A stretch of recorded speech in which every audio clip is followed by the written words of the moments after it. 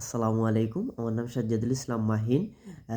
আমি basic computer বেচ number ৪২৬ number বেচ অ্যা DIT 8 থেকে কোর্সটি সম্পূর্ণ করেছি। ওখানের পরিবেশটা অনেক সুন্দর এবং অনেক ভালো এবং তাদের ফ্যাসিলিটিটা খুব ভালো পেয়েছি এবং আমার স্যার ছিলেন ফরিদ আহমদ স্যার।